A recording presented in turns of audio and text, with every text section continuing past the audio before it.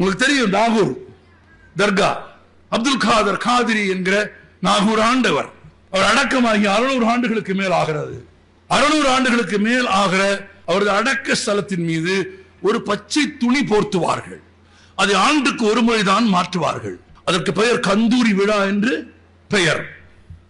அந்த துணி கல்லறையின் மீது போர்த்துவது என்பது ஏறக்குறைய உள்ளே அடக்கமாய் உறங்கிக் கொண்டிருக்கும் ஆண்டவரின் மீது போர்த்துவதற்கு சமமானது. உங்களுக்கு தெரியுமா, பூமத்திய ரேகைக்கு பேகத்தில் பிறந்த திராவிட இனம் என்கிற இந்த இனம்தான் கருப்பு இனம்.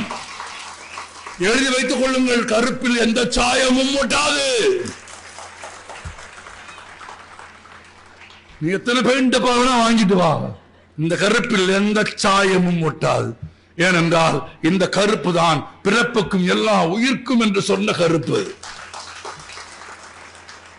இந்த கருப்பு தான் நாகூர் ஆண்டவரின் அடக்க ஸ்தலத்தின் மீது அந்த பச்சை துணியை போர்த்துவதற்கு பழனியாண்டி பிள்ளை என்கிற ஒரு இந்துவை தேர்ந்தெடுத்து வைத்திருக்கிறது.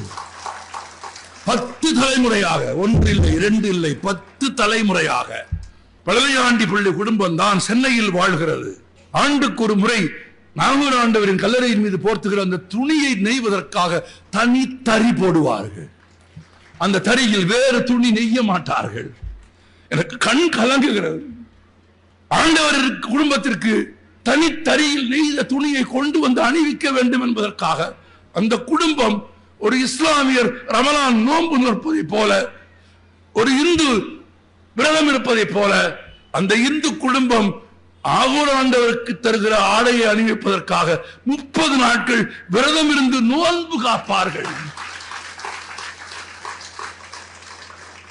நோன்பு காத்த அந்த துணியை பெட்டியில் வைத்துக் கொண்டு வர மாட்டார்கள் நண்பர்களே, கையில் மடியில் வைத்துக் கொண்டு வந்து போற்றுவார்கள்.